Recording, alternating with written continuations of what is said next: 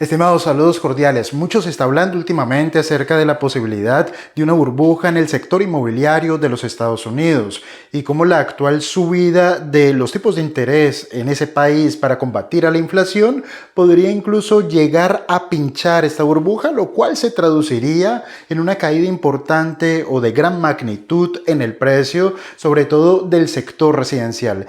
Ahora lo que voy a hacer es comparar lo que ocurre con el sector inmobiliario estadounidense con el mercado de acciones, que es mi fuerte. Y para comenzar este análisis vamos a observar este gráfico, que lo que hace es una comparación. Esto se denomina el índice de asequibilidad, que me compara el precio de las viviendas con el ingreso disponible de las familias. Cuando este índice aumenta, lo que quiere decir es que el precio de las viviendas está aumentando en mayor proporción al ingreso disponible, que tiende a permanecer constante. Esto lo que nos dice es que a medida que aumentan los precios de las casas, cada vez menos familias se pueden dar el lujo de comprarse una casa y por lo tanto esto deprime la demanda y en algún momento podría provocar un movimiento de inflexión en el precio de las viviendas. Ante menor demanda por incapacidad de pago, el precio tenderá a corregir. Pero para mí lo más importante en este caso, para este análisis, es que para mí esto es una volatilidad alcista.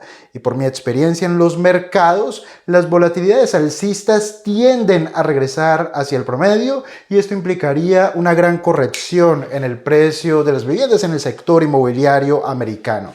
Pero lo quiero comparar, por ejemplo, con algunas situaciones que están ocurriendo recientemente en el mercado de acciones. Esto es, por ejemplo, el ETF ARK Innovation, un ETF tecnológico que se compara con el precio de las acciones de Berkshire Hathaway y con el Standard & Poor's 500.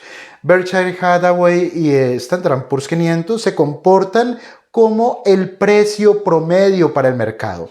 Y observen cómo el ARK Innovation nos ofrecen una volatilidad alcista, pero la realidad la regresa hacia el promedio, es decir, nos ofrece una gran corrección. Pero no es la primera vez que esto ocurre en el mercado de acciones. Esto ha ocurrido en otras situaciones y en distintos mercados y en otras burbujas. Por ejemplo, esta es la burbuja de la Compañía del Mar del Sur, volatilidad alcista, precio promedio y los precios tienden a regresar hacia el promedio. Yo siempre lo intento explicar de la siguiente manera, por favor prestar atención. Si estamos en una tendencia alcista y a continuación ocurre una volatilidad alcista, como ya entendemos que los precios tienden a regresar hacia el promedio, esto aquí debería ser vender porque probablemente los precios regresarán hacia el promedio incluso para volver a subir. Si estamos también en una tendencia alcista y los precios nos ofrecen una volatilidad bajista, esto sería comprar porque la inercia es alcista y probablemente los precios intentarán regresar hacia el promedio. Esto es compra.